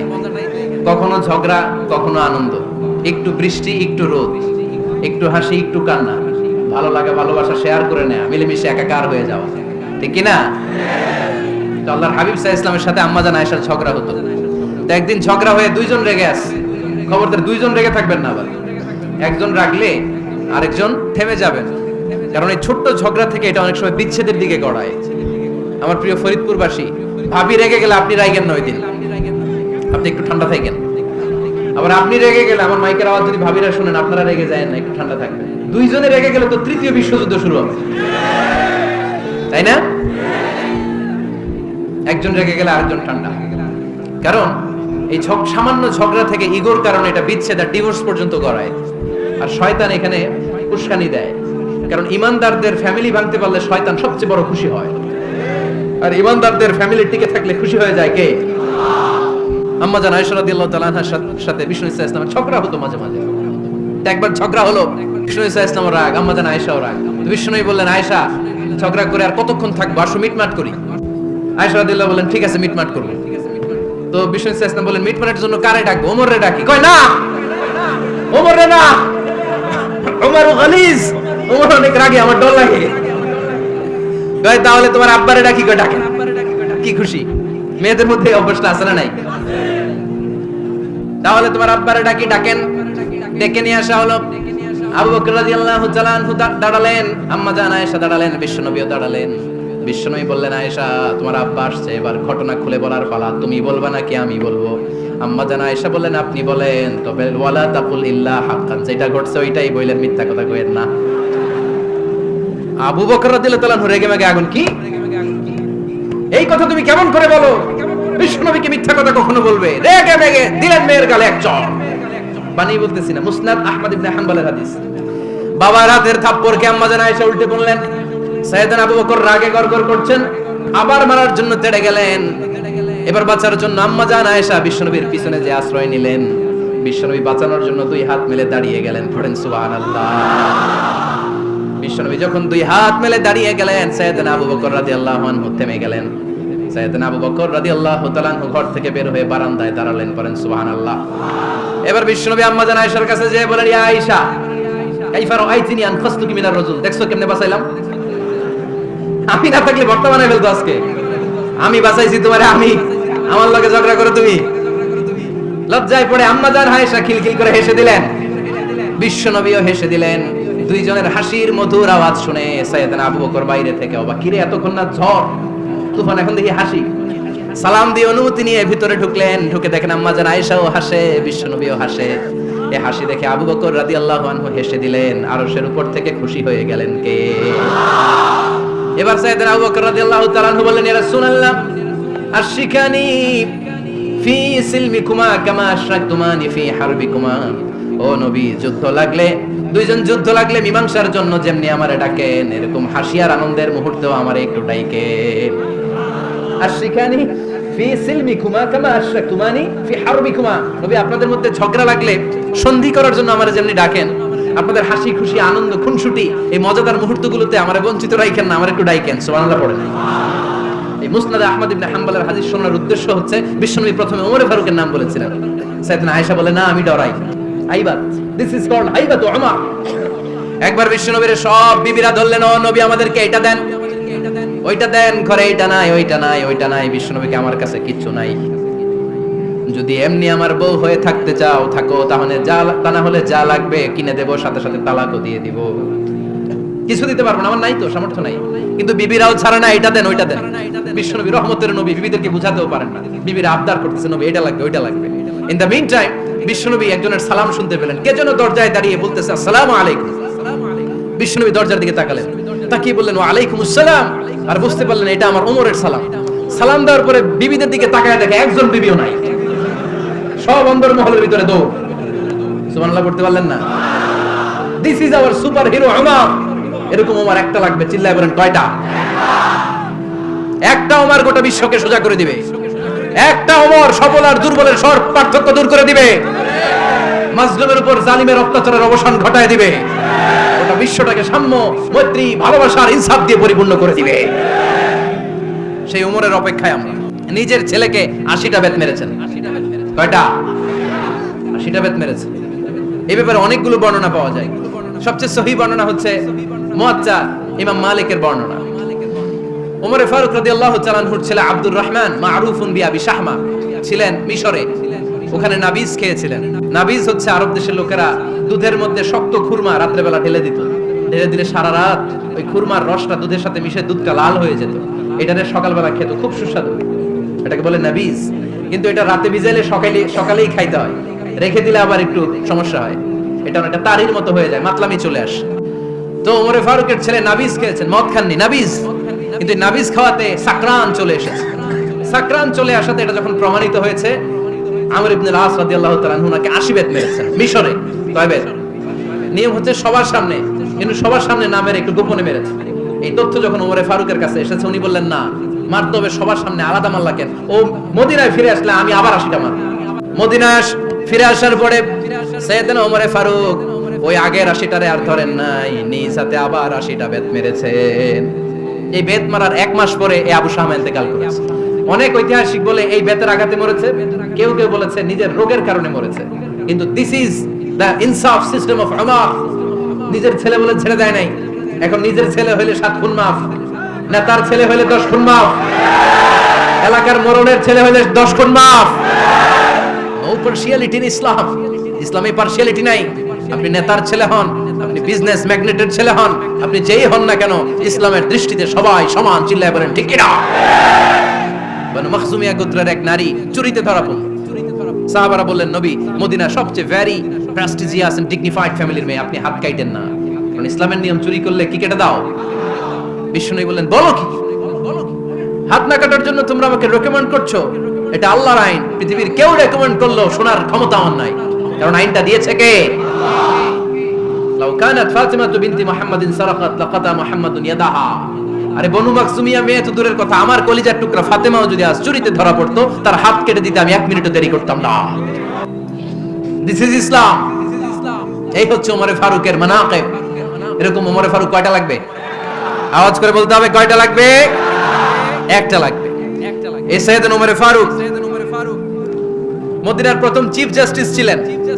সর্বপ্রথম উনার পরামর্শে সাইয়েদনা আবু বকর রাদিয়াল্লাহু তাআলা আনহু কোরআনকে সংকলন করেছেন।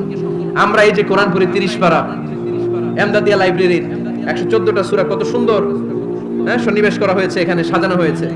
আল্লাহর হাবিব সাল্লাল্লাহু আলাইহি ওয়াসাল্লামের সময় কি এরকম কোরআন ছিল নাকি? ছিল? খেজুর পাতার মধ্যে, গাছের বাকলের মধ্যে, ওটের বড় হাড্ডির মধ্যে আর পাথরের মধ্যে খোদাই করা কোরআন ছিল। সাইয়েদনা আবু বকরের সময় রাদিয়াল্লাহু তাআলা আনহুর সময় যুদ্ধ হলো, 70 জন হাফেজ সাহাবী ইন্তেকাল করলেন। সাইয়েদনা আবু বকর রাদিয়াল্লাহু তাআলা আনহুকে ডেকে ওমরে ফারুক বললেন, ও আবু বকর, এইভাবে হাফেজে কোরআন সাহাবীরা যদি দুনিয়া থেকে বিদায় হয়ে যায়, আল্লাহর কোরআনও তো বিদায় হয়ে যাবে। আমার পরামর্শ হলো আপনি সব বয়োজ্যেষ্ঠ সাহাবীদেরকে একসাথে করে, কোরআনের সব কাগজগুলোকে একসাথে করে একটা নির্ধারিত কপির মধ্যে কোরআনকে সংকলন করে ফেলে। সাইয়েদনা আবু বকর বললেন, যেটা আমার নবী করেন এটা আমি কেমনে করি? কিন্তু ওমরে ফারুক নাচরবান্দা বলে না, এটা করলে কোনো খারাপ হবে না, ভালোই হবে। মুসলিম উম্মার জন্য এক জায়গায় কোরআন সন্নিবেশিত থাকবে, আপনি করেন। সাইয়েদনা আবু বকর রাজি হয় না, ওমরে ফারুকও ছাড়ে না। ওমরে ফারুক বলতে বলতে এমন ভাবে সাইয়েদনা আবু বকর রাদিয়াল্লাহু তাআলা আনহুকে ধরলেন, সব শেষে সাইয়েদনা আবু বকর ওমরে ফারুকের কথায় কোরআন সংকলনে রাজি হয়ে গেলেন। পড়েন সুবহানাল্লাহ। উনি বললেন, ওমর যখন আমাকে বারবার বুঝাতে লাগলো, আল্লাহ তাআলা আমার হৃদয়টা ওমরের কথা শোনার জন্য খুলে দিলেন। আল্লাহ তাআলা কেমন যেন আমাকে ইলহাম করলেন, আবু বকর করো, এই কাজের মধ্য দিয়ে আমি আমার কোরআনকে গোটা বিশ্বে জীবিত রেখে দেব। This is Umar. এই যে আমরা হিজরি সনের যে আমরা গণনা করি, এই হিজরি সনের প্রবর্তক হচ্ছে সাইয়েদনা ওমরে ফারুক। সুবহানাল্লাহ নাই?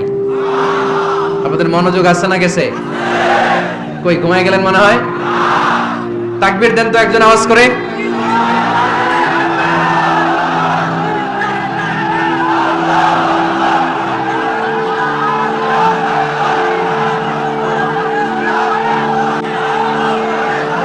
মাশাআল্লাহ, মাশাআল্লাহ। বসেন, বসেন, এখনই শেষ করে দেব কিছু সময়ের মধ্যে। আমরা একসাথে বিদায় নিব ইনশাআল্লাহ। ওঠা বসা করবেন না, ওঠা বসা করবেন না, বসেন। সাইয়েদনা ওমর ফারুক এই হিজরি সনের গণনা শুরু করেছে। সাহাবারা বলল, আমিরুল মুমিনিন, খ্রিস্টানদের ঈসাই সন আছে, আমাদের মুসলমানদের কোনো সন নাই। আমাদের একটা সন থাকলে আমাদের জিজিয়া নিতে, আমাদের যাকাতের টাকা উত্তোলন করতে অনেক সুবিধা হবে। ওমর ফারুক বললেন, তাহলে কোন সালকে হিজরি, কোন সালকে মুসলিম সাল হিসেবে আমরা ঘোষণা দিতে পারি? একজন বলল, আমার নবী যেই সালে জন্মগ্রহণ করেছেন ওই সালে। ওমর ফারুক বললেন, না, আমার নবীর জন্ম আমাদের জন্য খুশির দিন, কিন্তু এটা আমাদের জন্য প্রেরণা নয়, প্রেরণা নবীর কাজে, ঠিক কিনা? আরো কিছু সাহাবারা বলল, তাহলে যেই সালে আমার নবী ইন্তেকাল করেছে ওইটারে প্রথম সাল ধরেন। ওমর ফারুক বললেন, না, যেদিন তিনি ইন্তেকাল করেছেন এটা আমাদের দুঃখের দিন, এটা আমাদের প্রেরণা নয়। আমাদের প্রেরণা হচ্ছে বিশ্বনবীর ত্যাগ, তিতিক্ষা আর কাজের মধ্য দিয়ে। জোরে কোন ঠিক কিনা?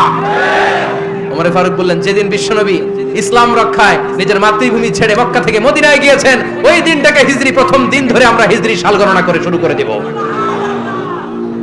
ওইটাই হচ্ছে হিজরি সন। সেখান থেকে হিজরি সনের প্রবর্তন করেছেন সাইয়েদনা ওমর ফারুক রাদিয়াল্লাহু তাআলা আনহু। এই যে স্টেট গভর্নমেন্ট, এই যে প্রিজন, জেলখানা, ক্যান্টনমেন্ট, সচিবালয়, গণভবন, বঙ্গভবন, মুক্তিযোদ্ধাদের ভাতা, রাষ্ট্রীয় ভাতা, এই সব নিয়ম কানুন সাইয়েদনা ওমর ফারুক তার রাষ্ট্রীয় আমলে তিনি নিজে করেছেন। চিল্লায় পড়েন আল্লাহু আকবার।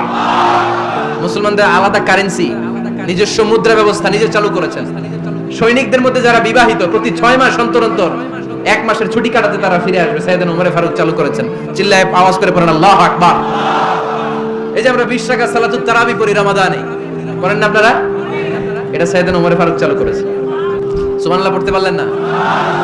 কোরআনে মোট 22টা আয়াত আছে যেখানে সাহাবারা ইনডিসিশনে ভুগছিলেন। বিশ্বনবীর মত একটা, ওমর ফারুকের মত আরেকটা। এই 22 জায়গায় আল্লাহ তাআলা বিশ্বনবীর মতের পক্ষে আয়াত নাজিল না করে ওমর ফারুকের মতের পক্ষে কোরআনের আয়াত নাজিল করেছেন। সাইয়েদনা ওমর ফারুক, আমরা সাহাবীদের জীবন চরিত পড়তে চাই না, কত যে অনুপ্রেরণামূলক দৃষ্টান্ত সাইয়েদনা ওমর ফারুক আমাদের জন্য রেখে গিয়েছেন। ওমর ফারুক যখন খলিফা, দিনের বেলায় যদি রাষ্ট্রে কোনো নিয়ম জারি করতেন, দিনের বেলায় জনগণকে কোনো বিষয়ে যদি নিষেধ করতেন, রাত্রে বেলায় খাওয়ার সময় ফ্যামিলি মেম্বারদের সবাইকে বলতেন, এই দিনের বেলা আমি জনগণকে এই কাজ করতে নিষেধ করেছি, তোমরা আমার ফ্যামিলি মেম্বার, খবরদার তোমরা এই কাজ করো না। জনগণ করলে যতটুকু শাস্তি, তোরা করলে পাবি ডবল শাস্তি। সুবহানাল্লাহ কইবেন না? আমাদের নেতারা ওই বাড়ির বিচার করে, ওই বাড়ির মাইয়ার বিচার, ওই বাড়ির পোলার বিচার, নিজের পোলা গাঞ্জা টানে, আছে না নাই? নিজের মেয়ে অপরাধ করে, আছে না নাই? কি নেতা ছিলেন ওমর ফারুক! আগে নিজের ঘর সামলিয়েছেন, নিজের ঘর ঠিক করেছেন, বলেছেন জনগণ করলে যত বেদ, তোরা করলে double Veda. This is call leader, ঠিক কি না? এক বাবা এসে বললেন, ওমর ফারুক আমার ছেলে কথা শুনেন, বেয়াদব। ওমর ফারুক ছেলেরে ডাকলেন, বাবা তুমি তোমার আব্বাজানের কথা শুনো না, এটা তো কবিরা গুনাহ। ছেলে বলে, ওমর ফারুক সব দায় দায়িত্ব আল্লাহ ছেলে মেয়েদেরকে দিয়েছে, বাবা মাকে কোনো দায়িত্ব দেয় নাই। ওমর ফারুক বললেন, অবশ্যই দায়িত্ব দিয়েছে। তাহলে বলেন আমার বাবার দায়িত্ব কি? উনি বললেন, প্রাইমারিলি প্রথমত 3 দায়িত্ব। আইয়ানতাকিয়া উম্মাহ, পৃথিবীর প্রতিটি বাবার উচিত ছেলেদের মেয়েদের জন্য ভালো মায়ের ব্যবস্থা করা। 2 নম্বরে আইয়ুহসিনা ইসমা, সুন্দর তার একটা নাম রেখে দেয়া। 3 নাম্বার ইউআল্লিমাহুল কিতাব, তার আল্লাহর কিতাব শিক্ষা দেওয়া। এবার ছেলেকে আমার আব্বা 3টার একটাও করে নাই। এবার ওমর ফারুক রেগে গেলেন, বাবার কাঁধে ধরলেন, বললেন তুই ছেলের জন্য বিচার নিয়ে আসলি, তোর 3টা দায়িত্বের একটাও তুই পালন করিস নাই। ছেলে বলে, আমিরুল মুমিনিন, আমার মা নর্তকী, আমার মা মাজুসি, আমার মায়ের মধ্যে কোনো আদব কাদব নাই, সুন্দরী দেখে আমার মারে বাবা বিয়ে করছে, আমার মায়ের কাছ থেকে জীবনে কিছু শিখি নাই। 2 নাম্বার সাম্মানি খানফাসা, আমার বাবা আমার নাম রেখেছে চামচিকা। কি নাম রাখছে? এটা নাম হইলো একটা, এরকম উল্টাপাল্টা নাম আছে না নাই? না, এগুলো রাখবেন না। আব্দুল্লাহ রাখবেন, আব্দুর রহমান রাখবেন, আর একটা কি বলছে আজকে? হুযায়ফা রেখে দিয়েন, পারবেন? ওয়ালাম ইউআল্লিমনি হারফাম মিন কিতাবিল্লাহ আমিরুল মুমিনিন, শুধু তাই না, আল্লাহর কোরআনের একটা অক্ষর আমার বাবা কোনোদিন আমারে শিক্ষা দেয় নাই। ওমর ফারুক রেগে গেলেন, এবার বাবার কান্দে ধইরা মারতে শুরু করলেন। তুই পোলার নামে বিচার নিয়ে আইছিস, তোরে মাইর দিমু আগে। এরকম নেতার দরকার আছে না নাই? মদিনায় এক লোক তার বউরে রাগের চোটে 100 তালাক দিয়ে ফেলছে। কয় তালাক দেয়ার নিয়ম কয়টা? দিছে কয়টা? এবার স্ত্রী কাঁদতে কাঁদতে এসে বলে, আমিরুল মুমিনিন দেখেন, আমার স্বামী আমারে রেগে মেগে 100 তালাক দিছে। ওমর ফারুক বললেন, দইরা নিয়ে আয় এটারে। নিয়ে আসা হলো। ওমর ফারুক বললেন, কয়টা তালাক দিয়েছো? কয় 100টা। কেন দিছো? কয় মাথা গরম আছিল। এরকম আছে না? তালাক দেওয়ার সময় সব তালাক, তুই তালাক, তোর মা তালাক, তোর বোন তালাক, সব তালাক। তালাক দিবে ওয়াইফ রে, দিতেছে সবাই রে। ওমর ফারুক বললেন, দিবে 3টা, 100টা দিলা কেন? কয় মেজাজ গরম ছিল। কয় দাঁড়া, আত-তালাকু মিন শাআইরিল্লাহ, তালাক হচ্ছে আল্লাহর দেয়া বিধানের একটা নিদর্শন, এটা নিয়ে তুই খামখেয়ালি করলি। আমার রায় শোন, আমার রায় হচ্ছে 3 তালাকে তোর বউ তালাক, বাকি 97 তালাক তোর পিঠের উপরে পড়বে। এরকম বিচারের দরকার আছে না নাই? এরকম দৃষ্টান্তমূলক বিচার যদি বাংলার জমিনে দেয়া হতো, আর কোন নারী ধর্ষিতা হতো? আর কোন নারীকে অ্যাসিড মারা হতো? আর কোন নারী যৌতুকের জন্য কান্না করতো? একটা আমল লাগবে, বেশি না। কয়টা লাগবে? তিনি গভর্নর সিস্টেম চালু করেছিলেন, governor system, Islamic state. Bahrain, Yemen, মিসর, কুফা, বসরা, মক্কা, মদিনা, এই 7 জায়গায় 7 জন গভর্নর পাঠিয়েছেন, তাদের থেকে তথ্য নিতেন। এই গভর্নর সিস্টেম উনি বানিয়েছেন। সাইয়েদনা আমর ইবনে আল-আস রাদিয়াল্লাহু তাআলা আনহুকে পাঠিয়েছেন মিশরে। মিশরে একটা দৌড় প্রতিযোগিতা হতো। ওই দৌড় প্রতিযোগিতায় আমর ইবনে আল-আস রাদিয়াল্লাহু তাআলা আনহুর ছেলে অংশগ্রহণ করেছে, কিন্তু এক মিশরি ওই দৌড় প্রতিযোগিতায় চ্যাম্পিয়ন হয়ে গেছে। রানার্স আপ হয়েছে আমর ইবনে আল-আসের ছেলে। এবার মিশরি ফার্স্ট আর গভর্নরের ছেলে সেকেন্ড। রাগের চোটে আমর ইবনে আল-আসের ছেলে ওই মিশরির মাথার মধ্যে একটা বাড়ি মেরেছে। মিশরি বলে, আমার মাল্লা কেন? তুমি খেলাই পারো না, আমারে মাল্লা কেন? কয় আনা ইবনুল আকরামিন, আমি গভর্নরের পোলা, আমি যা বলবো এটাই হবে, আমার উপরে কথা নাই। মিশরি ওইখানে আর ঝগড়া বাঁধায় নাই, মনে দুঃখ নিয়ে মদিনায় চলে আসলেন। এসে বললেন, আমিরুল মুমিনিন, আপনি আমর ইবনুল আস রাদিয়াল্লাহু তাআলা আনহুকে মিশরের গভর্নর বানিয়ে পাঠিয়েছেন। একটা প্রতিযোগিতায় আমি চ্যাম্পিয়ন হয়েছি, ওনার ছেলে হয়েছে রানার আপ। কেন সে চ্যাম্পিয়ন হতে পারে নাই? এই কারণে আমার মাথায় লাঠি দিয়ে 3টা বাড়ি মেরে বিচারটা দিছে কার দরবারে? কথা বুঝেন নাই বোধহয়? ওমরে ফারুকের দরবার। ওমরে ফারুক বললেন, তাই আগামী বছরের অমুক তারিখ আমি সব গভর্নরদেরকে ডেকে হিসাব নিতে, ওই দিন তুই থাকবি, পারবি না? মিশরে বলে, পারবো মানে অবশ্যই পারবো। ওই দিন 7 রাজ্য থেকে 7 গভর্নর হাজির, গভর্নরদের ছেলেরাও হাজির, মিশরীয় হাজির। 7 গভর্নরের কাছ থেকে 7 এলাকার খোঁজ খবর নেওয়ার পরে ওমরে ফারুক বললেন, আইনাল মিসরি, মিশরি লোকটা কই, এদিকে আয়। মিশরি সামনে আসার পরে বলল, আমর ইবনুল আস, তুমি মিশরের গভর্নর, তোমার ছেলে সহ তুমি আসো। আমর ইবনুল আস এসে সামনে বসে রইলেন। এবার বললেন, ও আমর ইবনুল আসের ছেলে, তুমি নাকি ইবনুল আকরামিন গভর্নরের ছেলে, তুমি যা বলবা মিশরে নাকি তাই হবে, তোমার নাকি অনেক দাপট। নিজে একটা লাঠি এনে মিশরীর হাতে দিয়ে বলল, এবার তোর মাথায় যতটা মারছে তুই ততটা গুনে গুনে মার, আমি দেখবো। আমর ইবনুল আস দেখবে, আমর ইবনুল আসের ছেলেরে তুই এখানে মার। সে বলতেছে, থাক, আপনি বলছেন এতেই যথেষ্ট, মারা লাগবে না, আমি মাফ করে দিলাম। ওমরে ফারুক বলল, খবর দাও, মার, মার ওর মাথার মধ্যে। মিশরি ওমরে ফারুকের ধমক শুনে ভয়ে ভয়ে 3টা বাড়ি মারলো। এই বাড়ি মারা দেখেও ওমরে ফারুকের হৃদয় ঠান্ডা হয় নাই। লজ্জায় আমর ইবনুল আস, বয়স হয়ে গিয়েছে সাহাবা, মাথা তখন টাক, মাথায় চুল নাই, লজ্জায় মাথাটা হেট হয়ে মাথাটা নিচু করে রেখেছে। এবার রাগের চোটে ওমরে ফারুক বললেন, এবার আমর ইবনুল আসের টাক মাথার মধ্যে একটা মার। মার! কেন ছেলেকে শিক্ষা দিতে পারে নাই? ইয়া আমর ইবনুল আস, মাতা জাআলতুমুন নাস আবিদা, তোমরা কখন মিশরীদেরকে নিজেদের দাস বানায় নিলা? ওয়াকাদ ওয়ালাদাতুম উম্মুহুম আহরারা, আর ওদের মায়েরা তো ওদেরকে স্বাধীন সন্তান হিসেবে প্রসব করেছে। মানুষদের উপর ক্ষমতাগিরি করার জন্য গভর্নর পাঠাই নাই, খবরদার, জনগণ তাদেরকে দেখভাল করার জন্য তোমাদেরকে পাঠানো হয়েছে, তাদের উপর কোনো অত্যাচার করার জন্য নয়। চিল্লায় বলেন ঠিক কিনা? এরকম নেতা কয়টা লাগবে? কয়টা? ওই নেতার নাম কি? ওমর। হুয়া ইয়াতি ওমর। 22 জায়গায় বিশ্বনবী কয় একটা, ওমরে ফারুক বলে আর একটা। আল্লাহ বলে, বিশ্বনবী আপনার পক্ষে আমি আয়াত নাজিল করতে পারলাম না, আমি ওমরের পক্ষে নাজিল করে দিলাম। বিশ্বনবী বলতেন, ইন্নালি কুল্লি উম্মাতিন মুহাদ্দাস, সব উম্মতের মধ্যে, সব নবীর উম্মতের মধ্য থেকে একজন করে আল্লাহ তাকে মুহাদ্দিস বানাতো। মুহাদ্দিস না, মুহাদ্দাস। মুহাদ্দাস মানে এমন লোক যিনি যা ভাবতো ওই ভাবনাটাই আল্লাহ আয়াত হিসেবে নাজিল করে দিতেন। বিশ্বনবী বলেন, আমার উম্মতের মধ্যে মুহাদ্দাস হচ্ছে সাইয়েদনা ওমর। মদিনার সবচেয়ে বড় মুনাফিকের নাম আব্দুল্লাহ ইবনে উবাই ইবনে সালুল, সব মুনাফিকদের সরদার, কিন্তু এই মুনাফিকের ছেলেটা হলো পাক্কা ইমানদার। এই ছেলের নাম হলো আব্দুল্লাহ। আওয়াজ করে বলেন, ছেলের নাম কি? আব্দুল্লাহ ইবনে উবাই ইবনে সালুল। মুনাফিক সরদার যখন ইন্তেকাল করলো, সাইয়েদনা আব্দুল্লাহ রাদিয়াল্লাহু তাআলা আনহু বিশ্বনবীর কাছে এসে চোখের পানি ছেড়ে ডেকে বলে, নবী আপনিও জানেন, আমিও জানি, মদিনার সবাই জানে আমার আব্বা মুনাফিকদের সরদার, কিন্তু আমার মন তো মানে না, আমার তো পিতা, আমার তো বাবা লাগে, আমার মন মানে না। আপনিও জানেন মুনাফিক, আমিও জানি মুনাফিক। নবী আপনার দরবারে কিছু আমি চাই না, আপনার গায়ের একটা জামা দেন, আপনার জামাটা পরিয়ে আমার বাবারে দাফন দিব। এর উসিলায় যদি আমার আব্বারে আল্লাহ মাফ করে দেয়, দয়ার নবী মায়ের নবী জামা খুলে দিয়ে দিলেন। পড়েন সুবহানাল্লাহ। আব্দুল্লাহ রাদিয়াল্লাহু তাআলা আবার আবদার চললেন, নবী জানি আমার বাবা মুনাফিক, কিন্তু আমার তো বাবা আপনার দরবারে ফরিয়াদ, আপনি নিজে যে আমার বাবার জানাজার নামাজের ইমামতি করবেন। দয়ার নবী, মায়ার নবী জানাজার নামাজে যেতে চাইলেন। ওমরে ফারুক বললেন, নবী না, খবরদার আপনি উবাই ইবনে সালুলের জানাজায় যাবেন না। বিশ্বনবী জোর করে যেতে চাইলেন। সাইয়েদনা ওমরে ফারুক বিশ্বনবীর জামা পেছন থেকে টেনে ধরলেন। আল্লাহু আকবার, টেনে ধরলেন, যাবেন না আপনি। ওমরে ফারুকের হাত থেকে হ্যাচকা টান মেরে জুব্বা টান দিয়ে বিশ্বনবী জানাজায় চলে গেলেন। রব্বুল আলামিন আয়াত নাজিল করলেন, ইস্তাগফির লাহুম আও লা তাস্তাগফির লাহুম ওয়া ইন তাস্তাগফির লাহুম ৭০ মাররাতান ফালা ইয়াগফিরাল্লাহু লাহুম। নবী গো, একবার নয়, দুইবার নয়, ৭০ বার যদি এই মুনাফিকের জন্য আপনি ক্ষমা চান, তার জন্য ক্ষমা নাই, তার জন্য আছে জাহান্নাম। ওয়ালা তাকুম, আপনি যাবেন না আলা কবরি, কখনো তাদের জানাজায় যাবেন না। এই যে একটা ভুল করে ফেলছেন, এটা এবারই শেষ, এরপরে আর যাবেন না। সাইয়েদনা ওমর ফারুকের পক্ষে আল্লাহ তাআলা কোরআনের আয়াত নাযিল করে দিলেন। চিল্লায়ে পড়েন আল্লাহু আকবার।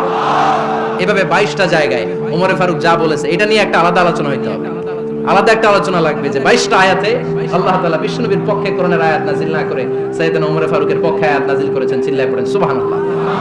ওই ওমর ফারুককে আমাদের মডেল বানানোর দরকার আছে না নাই? ওই ওমর ফারুকের জীবনী আমাদের ছেলেমেয়েদেরকে পড়ানোর দরকার আছে না নাই? আমাদের ভবিষ্যৎ প্রজন্ম এগুলো জানে না। ওরা সালমান খান দেখে বড় হয়, ওরা শাহরুখ খান দেখে বড় হয়, ওরা ঋত্বিক রোশনকে দেখে বড় হয়। ওরা মনে করে যে এরাই বড় সুপার হিরো। আমাদের যে কত বড় সুপার হিরো আছে এরা জানেই না। নতুন প্রজন্মের কর্ণকোহরে সাইয়েদনা ওমর ফারুকের ইতিহাস পৌঁছে দেওয়ার দরকার আছে না নাই?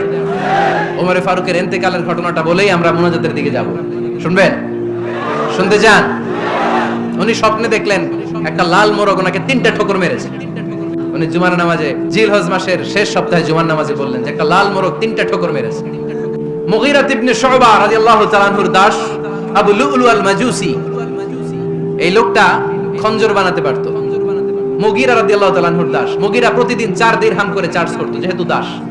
সে এসে বিচার দিল, আমিরুল মুমিনিন, মুগীরা আমার থেকে বেশি টাকা চায়, জুলুম করে। ওমর ফারুক বললেন, তাই? তুমি কি কাজ জানো? বলে, আমি খঞ্জর বানাতে জানি। বাড়ি কই? পারস্য। আরে তুমি খঞ্জর বানাতে জানলে তো 4 দিরহাম অনেক কম, সে তো আরো বেশি টাকা নেওয়া দরকার ছিল তোমার থেকে। আবু লুলুর এই কথা পছন্দ হয় নাই। সে কয়, ওমর তুমি সবারে দয়া দেখাও আর আমার ক্ষেত্রে কঠিন নিয়ম বানাইলা, দাঁড়াও এই নিয়ম তোমারে আমি দেখাবো। এই রাগে সে বাড়িতে যে একটা খঞ্জর বানালো। কি বানালো? খঞ্জর চিনেন? ছোট্ট ছুরি। কিছুদিন আগে ওমানের সুলতান কাবুস ইন্তেকাল করেছেন, জানেন আপনারা? ওনার এই কোমরের মধ্যে খঞ্জর থাকতো, ছবিতে দেখছেন? আরব শায়েখ যারা সুলতান আমির, কোমরে কি থাকে? ছোরা থাকে, খঞ্জর। সে বাসায় যে একটা খঞ্জর বানালো, যেই খঞ্জরের 2 মাথা, লাহু রাসান ওয়া মাকবাদাতুহু ফি ওয়াসাতি, আর ধরার হ্যান্ডেলটা মাঝখানে, এদিকেও ছুরি এদিকেও ছুরি, যাতে এইভাবে মারা যায়। সে ধার দিতে লাগলো আর বলল, ওমর দাঁড়াও, তোমারে আমি দেখাবো। ওমর ফারুক মসজিদে নববীর ইমাম, ফজরের নামাজের সময় এ আবু লুলু আল মাজুসি বুরনুস পরে, চাদর পরে,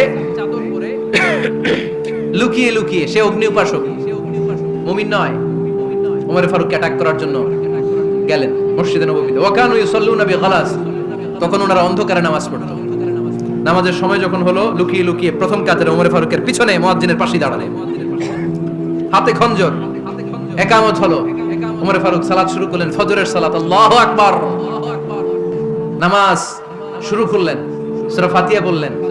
আরেকটা সূরা যখন পড়তে যাবেন, in the mean time Abu Lulu এই খঞ্জর নিয়ে ওমর ফারুকের বুকের মধ্যে 3টা স্টেপিং করলেন। একটা মারলেন নাভির নিচে, মারার সাথে সাথে পাকস্থলী কেটে গেল।